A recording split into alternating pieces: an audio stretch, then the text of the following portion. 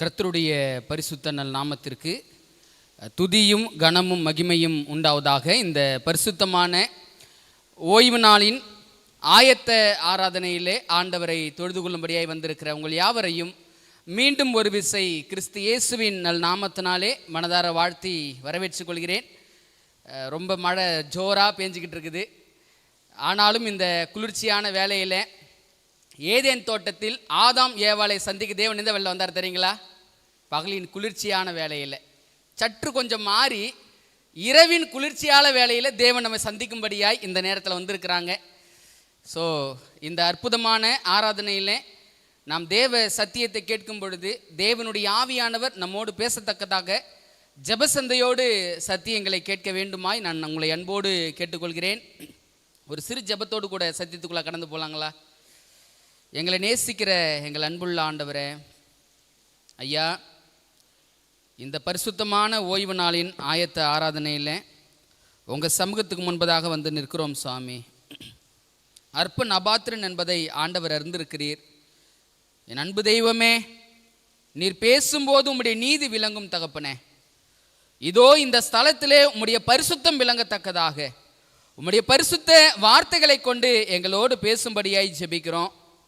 நாங்கள் என்ன சத்தியத்தை தியானிக்க வேண்டும் என்று, நாங்கள் என்ன சத்தியத்தை கேட்க வேண்டும் என்று என் தேவன் சித்தமுள்ளவராய் இருக்கிறீரோ நீர் பேசும் நாங்கள் கேட்கிறோம். உம்முடைய மெல்லிய சத்தத்தை கொண்டு எங்களோடு பேசி எங்களை மறுரூப அனுபவத்திற்குள்ளாக தேவன் கொண்டு வரும்படியாய் மீட்பரும் இரட்சகருமா இருக்கிற இயேசு கிறிஸ்துவின் ஜெபிக்கிறோம். எங்கள் ஜெபம் கேளும் நல்ல பிதாவே, ஆமேன். நம்ம தொடர்ச்சியாக முத்தூதுவில்ல சத்தியங்களை நம்ம தொடர்ச்சி ஆராய்ந்து கொண்டிருக்கிறோம். ஒவ்வொரு ஓய்வு நாள் ஆயத்த ஆராதனைகளிலும் முத்தூதுவில் அடங்கியிருக்கிற முக்கிய சத்தியங்களை நம்ம தொடர்ச்சியாக படித்து கொண்டு வந்து கொண்டிருக்கிறோம்.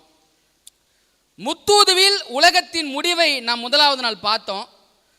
ஸோ இந்த உலகம் நிச்சயமாகவே அழிய போகிற உலகம்தான் அப்படின்ற காரியத்தை நம்ம படித்தோம். உலகம் அழியத்தான் போகிறது, ஆனாலும் உலகத்தோடு சேர்ந்து ஆத்துமாக்களும் அழிந்துவிடக் கூடாது என்பது தேவனுடைய பாரமாய் இருக்கிறது என்று நம்ம படித்தோம். உலக அழிவிலிருந்து ஆத்துமாக்களை காப்பாற்றுவதற்கு ஏதாவது திட்டம் இருக்கிறதா அப்படின்னு சொல்லி நம்ம வாசிக்கும் பொழுது எசேக்கியேல் 22வது அதிகாரம் 30வது வசனத்தை வாசித்து ஒரு செய்தியை முடித்தோம். ஆண்டவர் சொன்னாங்க, திறப்பிலே நிற்கவும் சுவரை அடைக்கத்தக்கதாக ஒரு மனுஷனை தேடினேன், ஒருவனையும் காணேன். ஸோ ஆண்டவர் உலகத்தை அழிக்கக்கூடாது என்பது அவருடைய திட்டம், விருப்பம். ஆனாலும் மனிதனின் பாவத்தினுடைய சூழ்நிலை காரணமாக இந்த உலகத்திற்கு ஒரு முடிவை கொடுக்க வேண்டிய கட்டாயத்தில் யார் இருக்கிறாங்க? நம்மை படைத்த இறைவன் இருக்கிறாங்க. ஸோ உலகம் அழியதான் போகிறது, ஆனால் அழிகின்ற உலகத்தில் ஆத்துமாக்களை காப்பாற்ற வேண்டும் என்று தேவனுடைய உள்ளம் ஒவ்வொரு நாளும் வாடி வதங்கி கொண்டிருக்கிறது என்பதை வேதாகம சத்தியத்தின் மூலமாக நம்மால் புரிந்து கொள்ள முடிந்ததுங்க. ஸோ அப்போ உலக அழிவிலிருந்து ஆத்துமாக்களை காப்பாற்றுவதற்கு என்ன திட்டம் அப்படி என்று பார்க்கும் பொழுது, சுவரை அடைக்கணும், திறப்பில் நிற்கணும். அது என்ன அர்த்தம்? ஜெபிக்கிற மனிதன் ஒருவன் தேவை. ஜெபிக்கிற மனிதன் வெறும் ஜெபத்தோடு அமர்ந்திட மாட்டான். அவன் ஜெபத்தில் ஆண்டவரோடு தரித்து இருக்கும் பொழுது, ஆண்டவர் அவனோடு பேசும் பொழுது அவன் புறப்பட்டு போய் என்ன செய்வான் அப்படின்னா, சுவிசேஷத்தை உலகமெங்கும் அவன் பிரசங்கிப்பான் என்ற காரியத்தை நம்ம ஏற்கனவே படித்து முடிச்சிருக்கிறோங்க. அப்போ உலக அழிவிலிருந்து ஆத்துமாக்களை காப்பாற்றுவதற்கான திட்டம் என்ன அப்படின்னா சுவிசேஷம். ஸோ அந்த சுவிசேஷம் முத்தூதுவில் இருக்கிறதா அப்படின்னு நம்ம ஆராய்ந்து பார்க்கும் பொழுது முதலாம் தூதிலேயே நம்ம படித்தோம், நித்திய சுவிசேஷத்தை உடையவனாயிருந்து. இந்த உலகத்திற்கு 3 தூதுகளுடைய தூது அறிவிக்கப்பட வேண்டியதாக இருக்குதுங்க. மிருகத்தின் முத்திரை வரப்போகுது, பாபிலோன் விழுகை, இது எல்லாம் அறிவிப்பதற்கு முன்பதாக, நியாய தீர்ப்பு கொடுக்கும் வேலை வந்தது என்ற காரியத்தை சொல்வதற்கு முன்பதாக இந்த உலகத்திற்கு நாம் அறிவிக்கப்பட வேண்டிய ஒரு செய்தி என்ன அப்படின்னா நித்திய சுவிசேஷம். அதை தான் எக்ஸாம்பிள் முன்னாடி சொன்னேன். ஒரு மனுஷன் பாவத்திலிருந்து எப்படி வெளி வருவது அப்படின்னு அவங்களுக்கு தெரியவே இல்லை. பாவத்தை ஜெயிப்பதற்கான எந்த வழியும் மனிதனுடைய வாழ்க்கையில் இல்லை. ஸோ பாவத்தை ஜெயிக்க முடியாத ஒரு மனுஷங்கிட்ட போயிட்டு நம்ம நியாய தீர்ப்பை பறிச்சோம், பாபிலோனை குறிச்சியும் மிருகத்தின் முத்திரையை குறித்து பேசினாலும் ஒரு பிரயோஜனமும் இல்லை அப்படி என்பதை நம்ம கடந்த காலங்களில் நம்ம படித்து முடிச்சிருக்கிறோங்க. ஸோ அப்போ சுவிசேஷம்னா என்ன அப்படின்ற காரியத்தை நம்ம தொடர்ச்சியாக படிக்கும் பொழுது ரோமர் 1 அதிகாரம் 16-17 வாக்கியங்களை நம்ம வாசித்தோம். சுவிசேஷம் என்பது யாரை பற்றியது என்பது பவுல் சொல்றாரு. கிறிஸ்துவின் சுவிசேஷத்தை குறித்து நான் வெட்கப்படேன். முன்பு யூதரிலும் பின்பு கிரேக்கரிலும் விசுவாசிக்கிறவன் எவனோ அவன் ரட்சிக்கப்படுவதற்கு அது தேவபலனாய் இருக்கிறது. எது தேவபலனுங்களா? சுவிசேஷம். அப்ப என்ன பாடத்தை படிச்சுக்கிட்டோம்? இந்த உலகத்தில் நாம் ரட்சிக்கப்பட வேண்டும் அப்படின்னா நமக்கு அத்தியாவசியமானது, முதலாவது தேவைப்படுவது எது அப்படின்னா சுவிசேஷம். என்ன பாஸ்டர் சுவிசேஷம் சுவிசேஷம் சொல்லிக்கிட்டே இருக்கிறீங்க, சுவிசேஷம்னா என்ன அப்படின்ற ஒரு கேள்வியை வைக்கும் பொழுது, சுவிசேஷம் என்பது கிறிஸ்துவை பற்றியது. இயேசு கிறிஸ்துவினுடைய வாழ்க்கை தான் சுவிசேஷம். அவருடைய பிறப்பு முதல் அவருடைய 2ஆம் வருகை வரைக்கும் அவர் ஆத்துமாக்களை காப்பதற்காக என்னென்ன காரியங்களை செய்கிறாரோ அது எல்லாம் தான் சுவிசேஷம் அப்படின்னு சொல்லி நம்ம கடந்த பாடத்தில் நம்ம படித்து முடிச்சிருக்கிறோங்க. அன்பானவர்களே, இந்த சுவிசேஷத்தில் கிறிஸ்துவின் பிறப்பு எப்படி நமக்கு சுவிசேஷமா மாறுது, கிறிஸ்துவினுடைய மரணம் எப்படி நமக்கு சுவிசேஷமா மாறுது, கிறிஸ்துவினுடைய உயிர்த்தெழுதல் நமக்கு எப்படி சுவிசேஷமா மாறுது அப்படின்றது தான் தொடர்ச்சியாக படித்து கொண்டிருக்கிறோம். அதில் முதலாவது காரியமாக கிறிஸ்துவினுடைய பிறப்பு எப்படி நமக்கு சுவிசேஷமாய் மாறுகிறது அப்படின்னு நம்ம ஒரு கேள்வி வச்சோம். அந்த கேள்விக்கான விடையை நாம் ஆராயுகிற பொழுது லூக்காவின் புத்தகத்தில் 2வது அதிகாரத்தை நம்ம வாசிக்கும் பொழுது 10-11 நம்ம வாசித்தோம். இதோ சகல ஜனத்திற்கும் ஒரு நற்செய்தி அப்படின்னு சொல்லி யாருடைய பிறப்பை பற்றி சொன்னாங்க? இயேசு கிறிஸ்துனுடைய பிறப்பு இந்த பூமியில் உள்ள சகல ஜனங்களுக்கும் மிகுந்த சந்தோஷத்தை உண்டாக்குகிற நற்செய்தியா இருக்கிறது அப்படின்னு சொல்லி நம்ம லூக்கா புத்தகத்தில் வாசிச்சங்க. ஸோ அதனுடைய தொடர்ச்சியாக பாருங்களேன், கிறிஸ்துவினுடைய பிறப்பு எப்படி நமக்கு நற்செய்தியாக மாறுகிறது அப்படி என்பதை ஒரு கருத்தை இன்னைக்கு வாசிச்சுட்டு, மரணம் எப்படி நற்செய்தியாக மாறுகிறது என்ற இன்னொரு கருத்தை நம்ம வாசிச்சுட்டு, இன்னைக்கு படிக்க போகிற சத்தியத்தினுடைய தலைப்பு என்ன அப்படின்னா மரணத்தின் சாயலிலும் உயிர்த்தெழுதலின் சாயலிலும் என்ற தலைப்பில் அவருடைய உயிர்த்தெழுதல் எப்படி நமக்கு சுவிசேஷமாய் மாறுகிறது, நற்செய்தியாய் மாறுகிறது என்பதை கொஞ்சம் நம்ம தியானிக்க போகிறோங்க. இந்த செய்தியின் வேலையில் ஒருவேளை இன்றைக்கி எல்லாம் நீங்கள் மழையின் மத்தியிலையும் வயல்களில் வேலை செஞ்சு ரொம்ப களைப்போடு வந்திருக்கலாம். ஆண்டவர் சமூகத்துக்கு வந்திருக்கிறோம். யாராவது கொஞ்சம் கண்ணு உறங்குறத அப்படி பார்த்துட்டோம் அப்படின்னா அவங்க பேரை சொல்லி வசனத்தை வாசிக்க சொல்லிடுவாங்க நான். சரிங்களா? சரி, யார் உறங்குறாங்க அப்படின்பது இங்கேருந்து பார்த்தா தெரிஞ்சிருங்களா? கண்டிப்பாக தெரியும். ஏன்னா ரொம்ப கஷ்டப்பட்டு வந்தீங்க இல்லைங்களா? கடவுளை ஆசீர்வதிப்பாங்க, நிச்சயமாக பலத்தை கொடுப்பாங்க. ரொம்ப முக்கியமான சத்தியத்தை படிக்க இருக்கிறோம். ஆண்டவர் நம்மோடு பேசணும் அப்படின்னு சொல்லி ஜெபத்தோடு இந்த செய்தியை கேட்போம். முதலாவதாக கிறிஸ்துவினுடைய பிறப்பு எப்படி நமக்கு நற்செய்தியாய் மாறுகிறது என்பதை விளப்பதற்கு ஒரு வேத பகுதி நம்ம வாசிப்போம். எபிரேயர் 2வது அதிகாரம், எபிரேயர் 2வது அதிகாரம் 2வது அதிகாரத்தில் வசனம் 14-15 வரைக்கும் நான் வாசிக்க போகிறேன். இயேசு கிறிஸ்துனுடைய பிறப்பு எப்படி எனக்கு நற்செய்தியை மாறுகிறது. அவர் 2000 வருஷங்களுக்கு முன்னாடி பிறந்தாருங்க. அவருடைய பிறப்பு இன்னைக்கு எப்படி எனக்கு நற்செய்தி, அது எப்படி எனக்கு சுவிசேஷம், என் வாழ்க்கைக்கு அது என்ன பிரயோஜனத்தை கொடுக்கிறது அப்படின்ற கேள்வி நம் மத்தியில் இருக்குமே. ஆனால் அதற்கான விடையை வேதவசனம் சொல்லுகிறது. எபிரேயர் 2வது அதிகாரம் 14வது வாக்கியம், ஆதலால் பிள்ளைகள் மாம்சத்தையும் இரத்தத்தையும் உடையவர்களாயிருக்க அவரும் அவர்களைப் போல மாம்சத்தையும் இரத்தத்தையும் உடையவரானார். அடுத்த வார்த்தையை கவனிங்க. மரணத்துக்கு அதிகாரியாகிய பிசாசானவனை தமது மரணத்தினாலே அழிக்கும்படிக்கும், இப்பதான் நம்ம கிட்ட வரார் பவுல், ஜீவ காலமெல்லாம் மரண பயத்தினாலே அடிமதனத்துக்குள்ளானவர்கள் யாவரையும் விடுதலை பண்ணும்படிக்கும் அப்படி ஆனார். எப்படி ஆனார் அப்படின்னா வசனம் சொல்லுச்சு, அவருடைய பிள்ளைகள் மாம்சத்தையும் இரத்தத்தையும் உடையவர்களா இருக்கிறதுனால அவரும் அவர்களை போல் ஆனார் அப்படின்னு பைபிள் சொல்லுதுங்க. ஏன்? பரலோகத்தின் தேவன், போன வார செய்தியில் படித்தோம் ஒரு காரியத்தை சொன்ன ஞாபகம் இருக்குதுங்களா? இன்னைக்கு இருக்கிற அநேக மார்க்கங்கள் தங்களுடைய ஸ்தலங்களை எங்கே வச்சிருக்கிறாங்கன்னு பார்த்தோம். உயர்ந்த இடங்களிலும் காடுகளிலும் மலைகளிலும் வைத்துக் கொண்டிருக்கிறார்கள் அப்படின்னு சொல்லி பார்த்தோம். ஏன் அங்க காடுகள் மலைகள் அப்படின்னு யோசிக்கும் பொழுது அவர்கள் இங்கிருந்தா என்ன இருக்க முடியாதுங்களா? பரிசுத்தமா இருக்க முடியாது. அதனால அவங்க சூஸ் பண்ண இடம் அது அப்படின்னு சொல்லி பார்த்தோம். பார்த்தீங்களா? இங்க தெய்வம் எப்படி வெளிப்படுறாருன்னு பாருங்களேன்.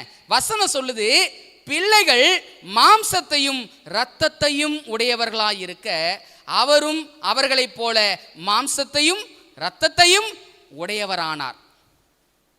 ஏன் ஆண்டவர் மாம்சத்தையும் இரத்தத்தையும் உடையவர் ஆனார் என்பதற்கு இங்க வேதவசனம் சொல்லுது, ஜீவ காலமெல்லாம் மரண பயத்திற்குள்ளாக. அடுத்த வார்த்தையை நீங்க ரொம்ப கவனமா கவனிக்கணும். மரண பயத்தினாலே அடிமைதனத்துக்குள்ளானவர்கள் யாவரையும் விடுதலை பண்ணும் பொருட்டு அப்படியானார்.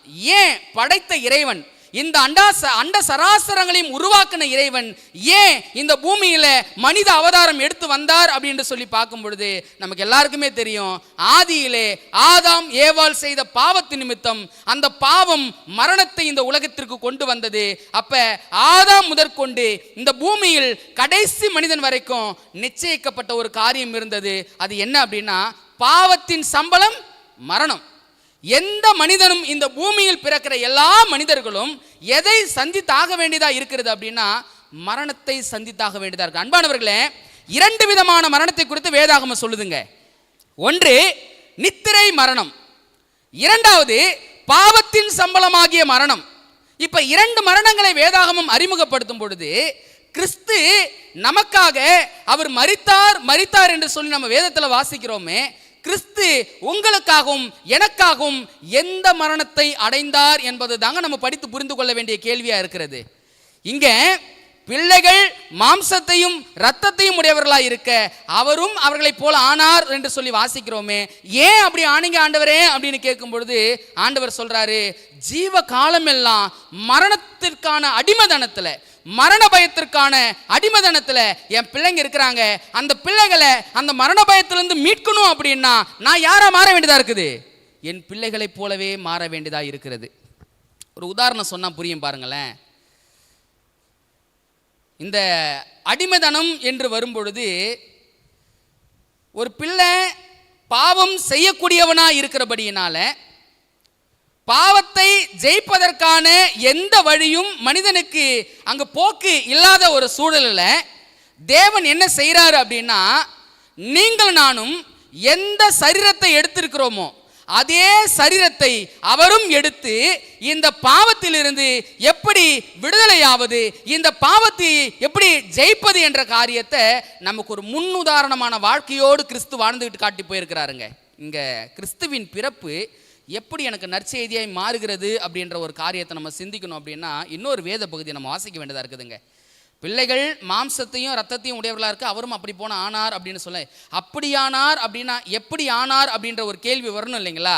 அந்த கேள்விக்கான விடையை பிலிப்பியர் 2வது அதிகாரத்தில் கொஞ்சம் வாசிக்க போகிறோம். அந்த வார்த்தையை கொஞ்சம் கவனமாக கவனியுங்க. அதில் சொல்லப்படுகிற கருத்து என்ன அப்படின்றத நம்ம கொஞ்சம் பார்ப்போங்க. வசனத்தை வாசிக்கலாங்களா? 6வது வசனம், பிலிப்பியர் 2:6. அவர் தேவனுடைய ரூபமாயிருந்தும் தேவனுக்கு சமமாயிருப்பதை கொள்ளையாடின பொருளாய் எண்ணாமல் தம்மை தாமே வெறுமையாக்கி அடிமையின் ரூபம் எடுத்து மனுஷ சாயலானார். அன்பானவர்களே, தெய்வங்கள் இன்னைக்கு எவ்வளவாய் உயர்ந்த இடத்திலும் உயர்ந்த ஸ்தானத்திலும் இருந்து கொண்டிருக்கிறார்கள் என்று நாம் வாசித்து பார்த்து கொண்டிருக்கிற உலகத்தில், ஆனால் வேதாகமம் அறிமுகப்படுத்துகிற தேவனும் எப்படிப்பட்டவராக இருக்கிறார் அப்படின்னா, அவருடைய பிள்ளைகள் மாம்சத்தையும் ரத்தத்தையும் உடையவர்களாக இருக்கிறபடினால அவரும் மாம்சமும் ரத்தமும் வந்தாரு. ஏன் வந்தார் அப்படின்னா, அவருடைய பிள்ளைகள் ஜீவிய காலமெல்லாம் அவங்க மரணம் எண்ணக்கூடிய அந்த அடிமைதனத்துக்குள்ளானவர்களாக இருந்தபடியினால அவர்களை மீட்பதற்காக அவர் எப்படி வந்தார்னு பைபிள் சொல்லி தெரியுங்களா? அந்த வார்த்தையை ரொம்ப கவனமாக கவனிங்க. தம்மை தாமே வெறுமையாக்கி அடிமையின் ரூபம் எடுத்து மனுஷ சாயலானார். இந்த மனுஷ சாயலானார் அப்படின்னு சொல்லி ஒரு வார்த்தை இருக்குது பார்த்தீங்களா? எப்படி கிறிஸ்துவின் பிறப்பு எனக்கு நற்செய்தியா மாறுகிறது அப்படின்னா, நான் ஜீவ காலம் எல்லாம் எனக்கு மரணத்தின் அந்த அடிமைதனமானது ஏற்படுத்தப்பட்டிருக்கிறது. அந்த மரணத்தின் அடிமைதனத்திலிருந்து என்னை விடுதலையாக்குவதற்காக பரலோகத்தின் ஆண்டவர் பரலோகத்திலிருந்து இந்த பூமிக்கு மனிதனாய் வந்தார் என்று சொல்லி பார்க்கிறோமே. அவர் எப்படி வந்தார்னு பைபிள் சொல்லி தெரியுங்களா? மனுஷ சாயலாய் வந்தார் அப்படின்னு சொல்லி வேதாகமம் சொல்லுதுங்க. இதே எபிரேயர் புத்தகத்தை நம்ம வாசிக்கும் பொழுது, பிதாவானவர் குமாரனுக்கு இந்த பூமிக்கு வரும் பொழுது மனுஷ சாயலாய் வருவதற்கு அவருக்கு எதை ஆயத்தம் பண்ணார் தெரியுங்களா? ஒரு சரீரத்தை எனக்கு ஆயத்தப்படுத்தினீர் அப்படின்னு சொல்லி வேதம் நமக்கு சொல்லி கொடுக்குதுங்க. என்ன அர்த்தம் அப்படின்னா, இந்த பூமியில அவருடைய பிள்ளைகள் சிறைப்பட்டு கிடக்கிறாங்க. எதுல சிறைப்பட்டு கிடக்கிறாங்க அப்படின்னா, பாவத்தின் அடிமைதனத்தில் சிறைப்பட்டு கிடக்கிறாங்க. இந்த சிறைப்பட்டு கிடக்கிற அவருடைய பிள்ளைகளை விடுதலையாக்குவதற்கு பரலோகத்தின் தேவன், தேவனுடைய குமாரன் எனப்பட்டவர் கர்த்தராகிய இயேசு கிறிஸ்து எப்படி வந்தார் தெரியுங்களா? மனுஷ சாயலாய் வந்தார். புரிகிற மாதிரி ஒரு வார்த்தையில சொல்லணும் அப்படின்னா, சிறைப்பட்டு போன என்னை மீட்பதற்கு தேவன் சிறையானார். எதில் தெரியுங்களா சிறையானார்? அவரு மனுஷ சாயலில் சிறையானார். இந்த பூமிக்கு வருவதற்கு அவர் மனித கோலத்தை எடுத்தார் என்று சொல்லி வாசிக்கிறோமே. அடிமையின் ரூபம் எடுத்து வந்தார் என்று சொல்லி வாசிக்கிறோமே. அந்த அடிமையின் ரூபம், அந்த அடிமையின் சாயல், அது கடைசி வரைக்கும் தொடரும் என்பதுதான் நான் சொல்லக்கூடிய வார்த்தை.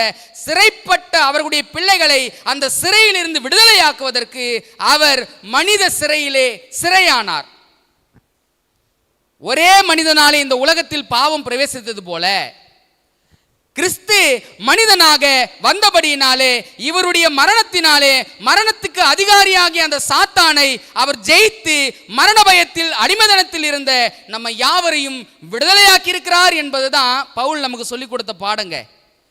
கிறிஸ்துவனுடைய பிறப்பு எப்படி எனக்கு நற்செய்தி அப்படின்னா, அவர் இந்த பூமியில மனிதனாய் பிறக்கல அப்படின்னா, இந்த பூமியில் மனிதனாய் பிறந்த ஒவ்வொருவரும் அவர்கள் ஜீவ காலம் எல்லாம் எப்படிதான் இருந்திருக்கணும்? மரணத்தின் அடிமைதனத்தில் தாங்க இருந்திருக்கணும். கிறிஸ்து இந்த பூமியில மனிதனாய் பிறந்ததுனால தான் இந்த பூமியில் அடிமைதனத்தில் இருந்தவர்களை அவரால் என்ன பண்ண முடிஞ்சு? மீட்க முடிந்தது. அதுதான் பைபிள்ல வாசிச்சோம். லூக்கா 2வது அதிகாரத்துல இந்த பூமியில் உள்ள சகல ஜனங்களுக்கும் நற்செய்தி உண்டாக்குகிற ஒரு செய்திங்களாம், சந்தோஷத்தை உண்டாக்குகிற ஒரு நற்செய்திங்களாம். அந்த நற்செய்தி என்ன அப்படின்னா, கிறிஸ்துவானவர் உங்களுக்காக தாவீதின் ஊரிலே பிறந்திருக்கிறார். நீங்க சிந்திச்சு பாருங்க, கிறிஸ்து இந்த பூமியில பிறக்கல அப்படின்னா நீங்களும் நானும் எப்படிப்பட்ட நிலையில் இருந்திருக்க வேண்டும் என்பதை சிந்திச்சு பாருங்க. கடைசி வரைக்கும் மரணத்தின் அடிமைதனத்திலே நீங்களும் நானும் இருந்திருக்க வேண்டியதாக இருக்கும். ஆனா கிறிஸ்து நமக்காக இந்த பூமியில மனித அவதாரம் எடுத்தபடியினால மரணத்தின் அடிமைதனத்தில் இருந்து நீங்களும் நானும் இன்னைக்கு எப்படி என்ன பண்ணப்பட்டிருக்கிறோம்? விடுதலையாக்கப்பட்டிருக்கிறோம். ஸோ கிறிஸ்து ஒருவேளை இந்த பூமியில பிறக்கல அப்படின்னா நம்முடைய நிலை என்ன என்பதை யோசிக்கணுங்க. அப்ப எப்படி கிறிஸ்துவின் பிறப்பு 2000 வருடங்களுக்கு முன்பதாக அவர் பிறந்தாரு, அவருடைய பிறப்பு எனக்கு எப்படி நற்செய்தியா மாறுது அப்படின்னா, அவர் பிறந்ததுனால தான் இந்த பூமியில பாவத்தின் அடிமைதனத்திலும் இருந்தும் மரணத்தின் அடிமைதனத்தில் இருந்தும் என்னால மீள முடிந்தது. அவர் பிறக்கல அப்படின்னா என்னால இந்த பாவ அடிமைதனத்தை மீட்பதற்கான வழி ஒன்றுமே இல்லை. அப்போஸ்தலர் 4:12 சொல்கிறது, அவராலே அன்றி வேறு ஒருவராலும் இந்த பூமியில என்ன இல்லைங்களா? ரட்சிப்பு இல்லை. அவராலே அன்றி அப்படின்னா அவர் ஒருவர் மூலமா தான் ரட்சிப்பு. அப்ப அவர் பிறக்கல அப்படின்னா இந்த மனுகுலத்துக்கு ரட்சிப்பு என்ற ஒரு காரியம் இருந்திருக்காது. ஒரு கேள்வியை நான் கேட்கணும்னு நினைக்கிறேங்க. டிசம்பர் மாதம் வரும்பொழுதெல்லாம் என்ன கிறிஸ்தவ உலகத்தில் நீங்கள் பார்த்தீங்கன்னா ஒரு ஃபெஸ்டிவல் ரொம்ப அதிகமாக கொண்டாடுவாங்க. என்ன ஃபெஸ்டிவலுங்க? ஏங்க அதை கொண்டாடுறோம்? கிறிஸ்து எனக்காக மனிதனாய் பிறந்தார் அப்படின்னு சொல்லி அந்த சந்தோஷத்தினால் அதை கொண்டாடுறோம். ஆனால் ரியாலிட்டிக்காக நீங்கள் யோசித்து பாருங்க, ஒவ்வொரு வருஷமும் கிறிஸ்துவானவர் அந்த குடில்களில் பிறந்து கொண்டே இருக்கிறாரு. குடில்களில் பிறக்கிற கிறிஸ்து என் உள்ளத்தில் ஒவ்வொரு வருடமும் பிறக்கிறாரா? அவர் பிறப்பு எனக்கு நற்செய்தி தாங்க, எந்த தவறும் கிடையாதுங்க. ஆனா குடில்களில் பிறக்கிற கிறிஸ்துவானவர் என் உள்ளத்தில் ஒவ்வொரு வருடமும் பிறக்கிறாரா என்பதுதான் கேள்வி. புரிகிற மாதிரி சொல்றேன் பாருங்களேன்.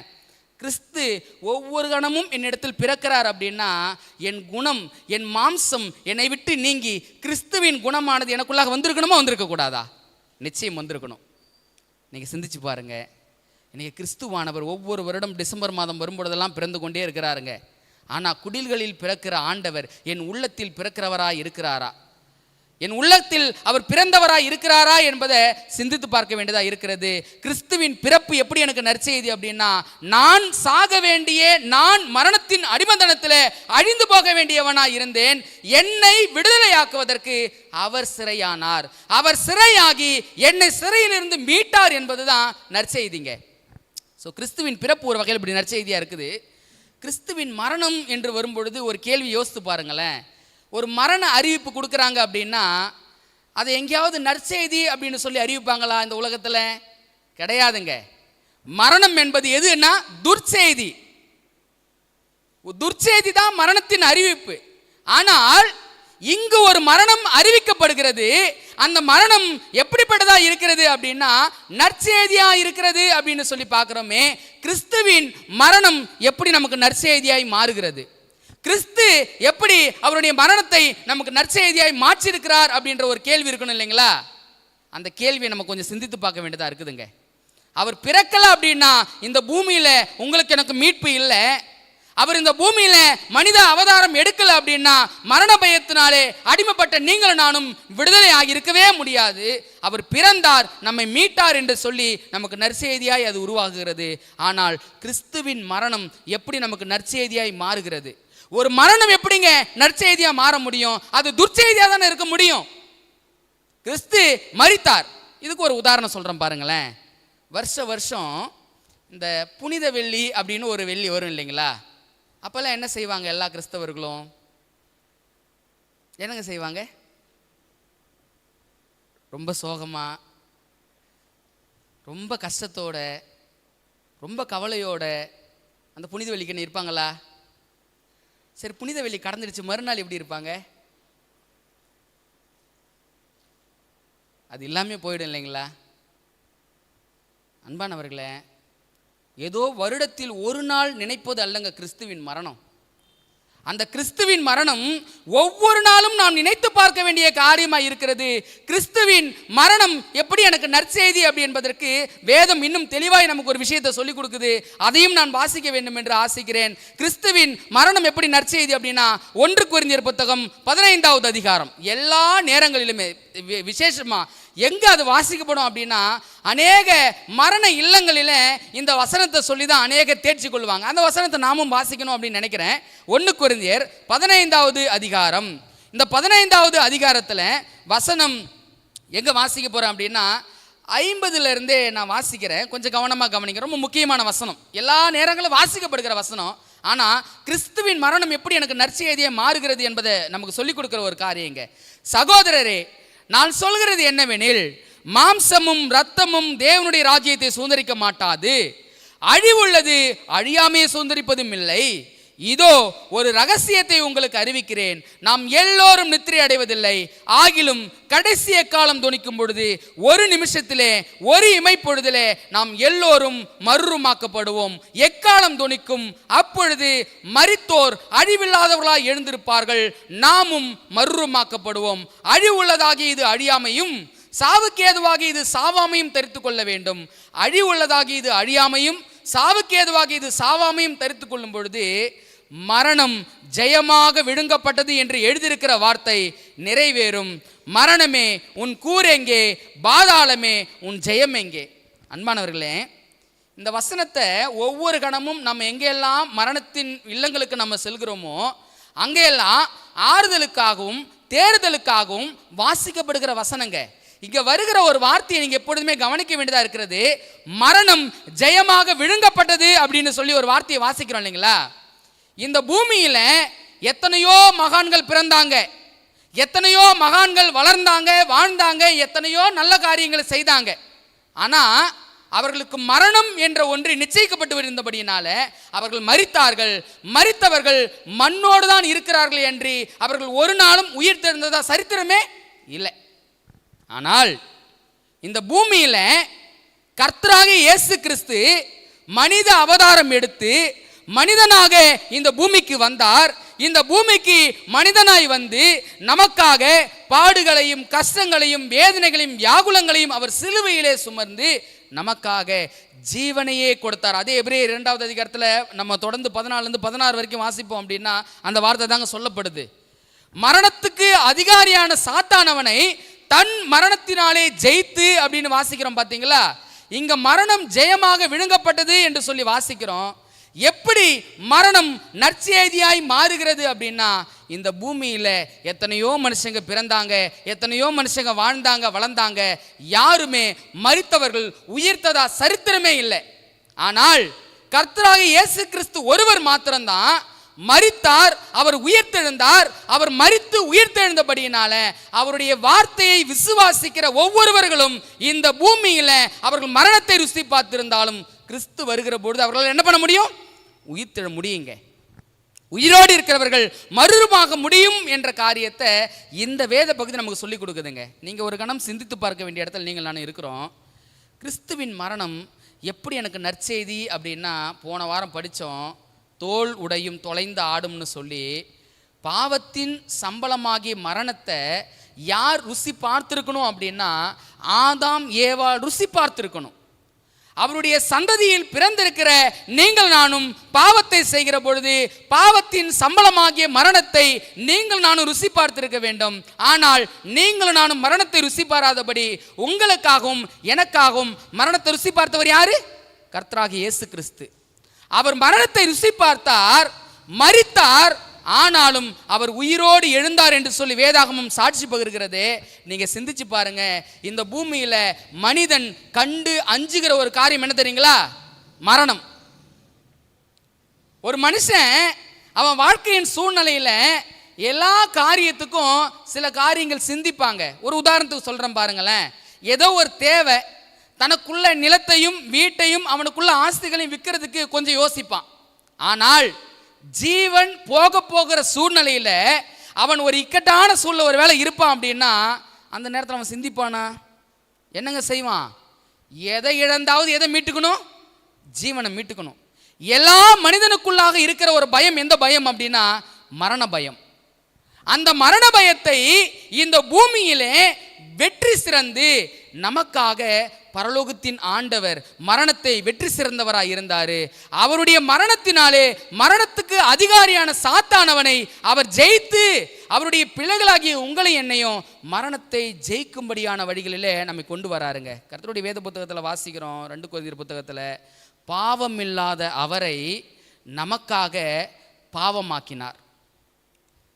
தேவன் பாவத்தை பாராத சுத்த கண்ணருங்க அவரு. அந்த சுத்த கண்ணர் பாவத்தை ருசி பாராத அவர் உங்களுக்காகவும் எனக்காகவும் அவர் பாவமானார் அப்படின்னா பாவத்தோடு போயில்ல, நமக்காக பாவங்களை அவர் சுமந்தார். கிறிஸ்துவினுடைய மரணம் எப்படி எனக்கு நற்செய்தி அப்படின்னா, நான் சாக வேண்டிய இடத்துல அவர் செத்தாருங்க. நான் மரிக்க வேண்டிய மரணத்தை அவர் மரணத்தை ருசி பார்த்து ஜீவிய காலமெல்லாம் மரணத்திற்கு அடிமைதனத்திற்குள்ளாக இருந்த என்னை மீட்டு அந்த மரணத்தை ஜெயமாக விழுங்கக்கூடிய பாக்கியத்தை ஆண்டவர் யாருக்கு கொடுத்துட்டு போயிருக்கிறார் அப்படின்னா நமக்கு கொடுத்துட்டு போயிருக்கிறார். இந்த பூமியில் மனிதனாய் பிறந்த எல்லோருக்கும் மரணம் என்று ஒன்று நிச்சயிக்கப்பட்டிருக்குது இல்லைங்களா?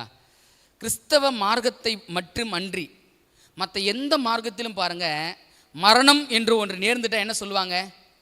போயிடுச்சு, அவ்வளோதான், இதுமேட்டு திரும்பி வருவதற்கான வாய்ப்பே இல்லை. அந்த மரணத்தின் போது அவர்களுக்குள்ளாக இருக்கிற சோகங்களையும் துக்கங்களையும் அந்த இழப்புகளையும் தாங்க முடியாம அவர்கள் அழுது கதறி இறுதி வரைக்கும் கவலைப்பட்டு கொண்டிருக்கிற காரியங்களை நம்ம உலகத்தில் பார்க்குறோம். ஆனால் நீங்கள் சிந்திச்சு பாருங்க, ஒரு கிறிஸ்தவ இல்லங்களில் இந்த மாதிரி ஒரு மரணம் நேர்ந்துச்சு அப்படின்னா ஃபர்ஸ்ட் என்ன சொல்லுவாங்க தெரியுங்களா? அழாதீங்க, தைரியமா இருங்க. ஏன் அலறீங்க? ஏன் தைரியம் இல்லாத இருக்கிறீங்க? தைரியமா இருங்க அப்படின்னு சொல்றதுக்கான அர்த்தம் என்னங்க? ஏன் அப்படின்னா இந்த உலகத்தில் மரணம் நற்செய்தி எப்படி மாறியது அப்படின்னா, உங்களுக்காகவும் எனக்காகவும் கர்த்தராகிய இயேசு கிறிஸ்து மரணத்தை ருசி பார்த்திருக்கிறார். அவரை விசுவாசிக்கிறவன் மரித்தாலும் பிழைப்பான். ஸோ எப்படி மரணம் நற்செய்தியாக மாறுச்சு அப்படின்னா, அவரை விசுவாசித்தனா நான் அந்த மரணத்தை என்னால் என் வாழ்க்கையில் என்ன பண்ண முடியும்? ஜெயிக்க முடியும். என்னுடைய விசுவாசம் கிறிஸ்துவின் மீது இருக்கிறதா என்பதை சிந்தித்து பார்க்க வேண்டிய இடத்துல நீங்கள் நான் இருக்கிறேங்க. அவருடைய பிறப்பு நமக்கு நற்செய்தி, அவருடைய மரணம் நமக்கு நற்செய்தி, அவருடைய உயிர்த்தெழுதல் நமக்கு நற்செய்தி அப்படின்னு சொல்லி பார்க்குறோமே. எப்படி உயிர்த்தெழுதல் நமக்கு நற்செய்தி? அவர் மரிச்சாரு, அவர் பூமிக்கு மனிதனாக வந்தார், பிறந்தார், மரித்தார், உயிர்த்தெழுந்தார். சரிங்க, அவர் பிறக்கலைன்னா என்னை மீட்டிருக்க முடியாது, சரிதான்.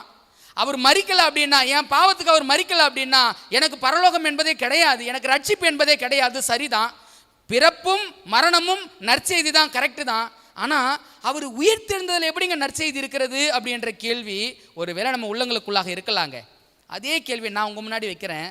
அவருடைய உயிர்த்தெழுதல் எப்படி நமக்கு நற்செய்தியாய் மாறுகிறது?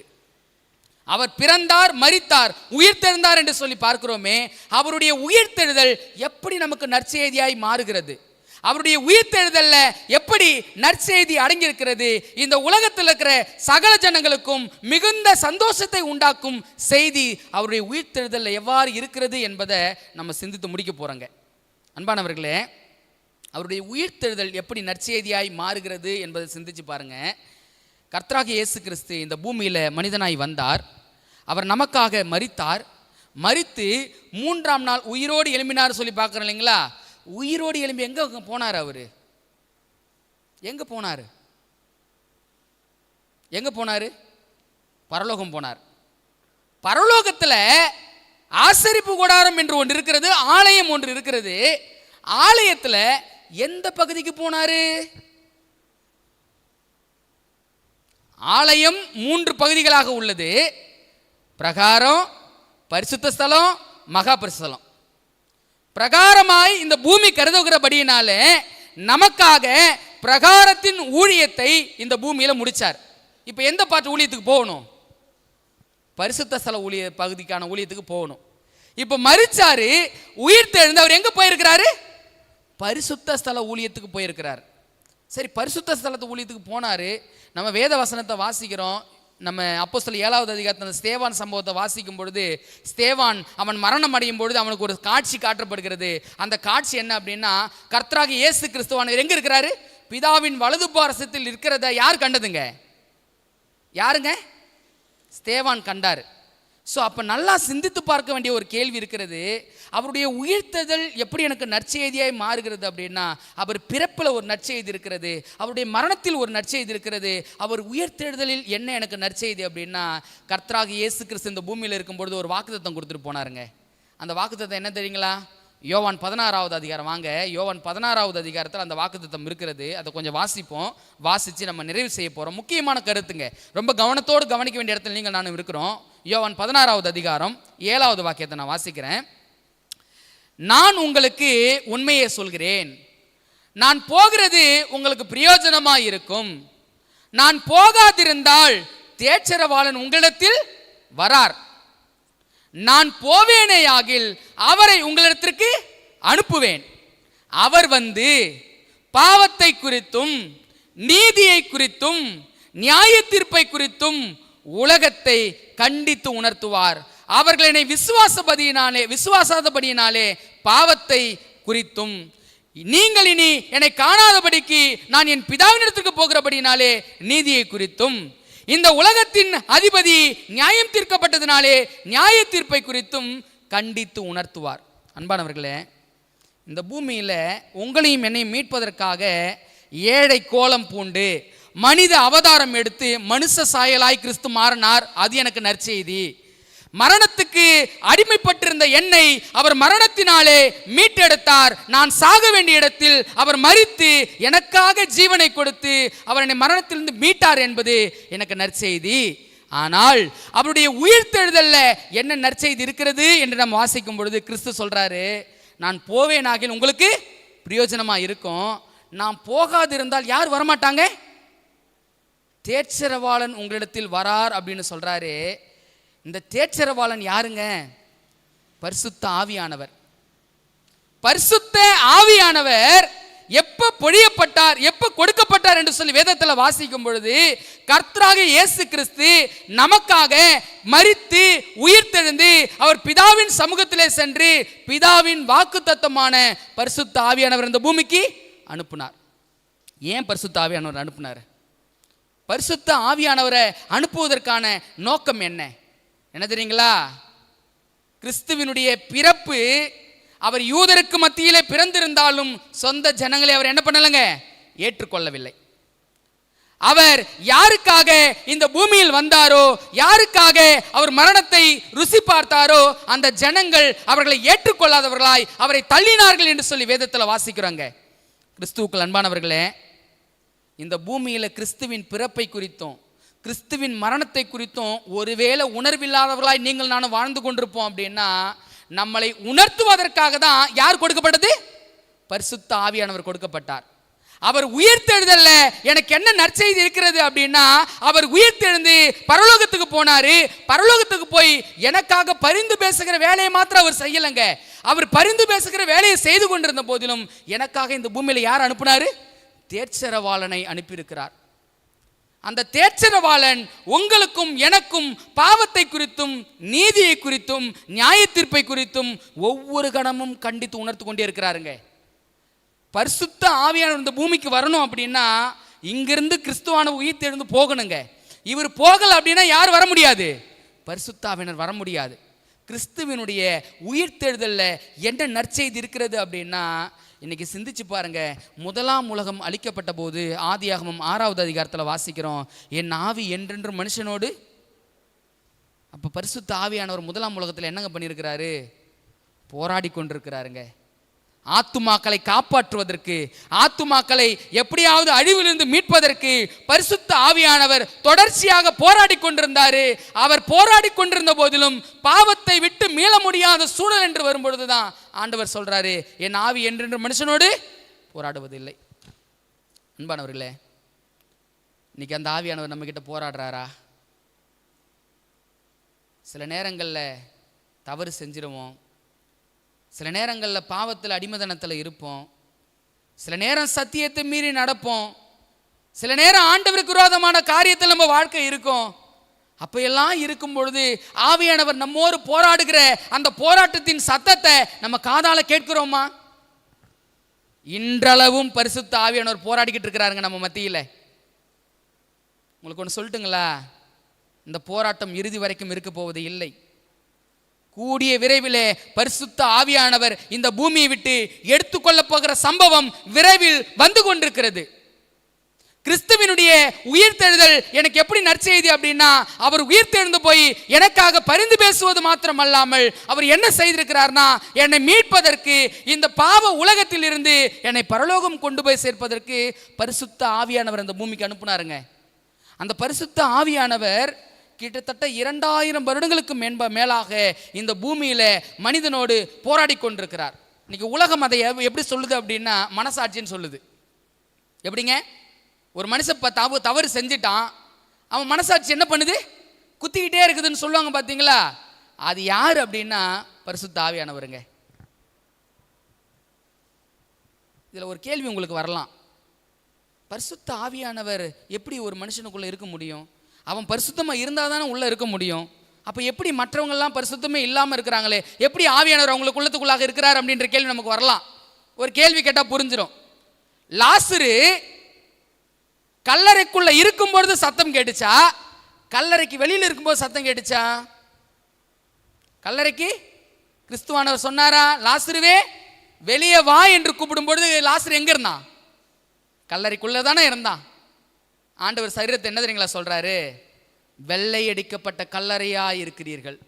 இது கல்லறையா இருந்தாலுங்க அவருடைய சத்தம் கேட்கும்.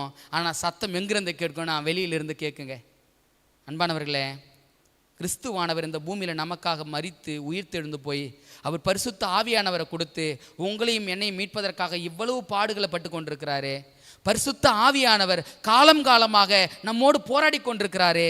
எத்தனை விதமான சத்தியங்கள், எத்தனை விதமான வெளிச்சங்கள், எத்தனை விதமான வேத பாடங்கள், எத்தனை விதமான காரியங்களை ஆண்டவர் இவ்வளவு காலம் நம்மோடு பேசி கொண்டிருந்த போதிலும் நம்மிடத்தில் மாற்றம் பிறந்திருக்கிறது என்பதை சிந்திச்சு பார்க்கணுங்க. கிறிஸ்துவின் உயிர்த்தெழுதல் எப்படி எனக்கு நற்செய்தி அப்படின்னா, என்னை மீட்பதற்காக தூய ஆவியானவர் அனுப்புனாருங்க. என்னை மீட்பதற்காக இன்னைக்கு பரலோகத்தின் ஆசரிப்பு கூடாரத்தில் அவர் பரிந்து பேசி கொண்டிருக்கிறாருங்க. அதுதாங்க எனக்கு நற்செய்தியாக மாறி இருக்கிறது. அவர் பரிந்து பேசுவதாங்க நற்செய்தி. ஆசரிப்பு கூடாரத்துக்கு போனாரு. ஆசரிப்பு கூடாரத்தில் பரிசுத்த ஸ்தலத்தில் என்னென்ன பொருட்கள் இருக்குதுன்னு சிந்திச்சு பாருங்க. தூபபீடம் இருக்கிறது. வேற என்னங்க இருக்குது? சமூகத்தப்ப மேசை. வேற என்னங்க இருக்குது? குத்து விளக்கு. வேற என்னங்க இருக்குது? வேற என்ன இருக்குது? தூபபீடம் இருக்குது, சமூகத்தப்ப மேசை இருக்குது, குத்து விளக்கு இருக்குது. இந்த மூன்றும் எனக்காக கிறிஸ்துவா மாறினார். ஸோ அவர் ஆசரிப்பு கூடாரத்தில் பரிசுத்த ஸ்தலத்துக்கு போயிருந்த போதிலும் எனக்காக அவர் நான் அப்பமாய் மாற வேண்டும் என்று எனக்காக பிதாவின் சமூகத்தில் பரிந்து பேசினார். நான் விளக்காய் மாற வேண்டும் என்று சொல்லி எனக்காக அவருடைய சமூகத்தில் நின்று போராடி கொண்டிருக்கிறார். நான் தூபபீடமாய் மாற வேண்டும் என்று சொல்லி, மற்றவர்களுக்காக ஜெபிக்கிறவனாய் மாற வேண்டும் என்று சொல்லி எனக்காக கிறிஸ்து அந்த ஆசரிப்பு கூடத்தில் ஊழியம் செய்து கொண்டிருந்தாருங்க. அவர் உயிர்த்தெழுந்து போகலன்னு வச்சுங்களேன், இன்னைக்கு தூய ஆவியானவர் நம்ம மத்தியில் கிடையாது. நீங்களும் நானும் அப்பமாகவோ விளக்காகவோ இல்லை தூபபீடமாகவோ மாறி இருப்பதற்கான எந்த வாய்ப்புகள் நமக்கு இருந்திருக்காது. அன்பானவர்களே, கிறிஸ்துவின் பிறப்பு நமக்கு நற்செய்தியாய் மாறியது, கிறிஸ்துவனுடைய மரணம் நமக்கு நற்செய்தியாய் மாறியது, கிறிஸ்துவனுடைய உயிர்த்தெழுதலும் நமக்கு நற்செய்தியாக மாறி இருக்கிறது. இன்னும் ஒரு 3 காரியங்கள் இருக்கிறது, அதுவும் எப்படி நற்செய்தியாய் மாறி இருக்கிறது என்பதை அடுத்த டிவைன் சர்வீஸ் செய்தியில் நம்ம பார்க்க இருக்கிறோம். அன்பானவர்களே, இறுதியாக ஒரே ஒரு கேள்வியை மட்டும் ஆவியானவர் உங்களோடு பேசணும்னு நினைக்கிறாங்க. அந்த கேள்வி என்ன அப்படின்னா, 2000 வருடங்களுக்கு மேலாக கிறிஸ்துவானவர் தம்முடைய தேர்ச்செல்வான பூமிக்கு கொடுத்து 2000 வருடங்களுக்கு மேலாக ஆகுதுங்க. ஒருவேளை நான் தேவனை தெரிந்து கொண்டு என் வாழ்க்கை ஒரு 30 வருட கிறிஸ்தவனாக இருக்கலாம், 20 வருட கிறிஸ்தவனாக இருக்கலாம், 10 வருட கிறிஸ்தவனாக இருக்கலாம். ஆனால் இந்த 10 வருடம் 20 வருடம் 30 வருடத்தில் இத்தனை வருட வாழ்க்கையில் தேவனுடைய ஆவியானவர் என்னோடு போராடின போராட்டத்திற்கு என் மத்தியில் வந்த வெளிப்பாடு என்ன? நான் அவருக்கு கொடுக்கிற அந்த வெளிகாரியம் என்ன? நான் ஆவியானவர் என்னோடு போராடுகிற பொழுது அந்த சத்தியத்திற்கு கீழ்ப்படுகிறவனாய் வாழ்ந்து கொண்டிருக்கிறனா, நிராகரிக்கிறவனாய் நான் வாழ்ந்து கொண்டிருக்கிறேனா என்பதை சற்று சிந்தித்து பார்ப்போம். கர்த்தர் தாமே நம் அனைவரையும் ஆசீர்வதிப்பாராக. ஆமென்.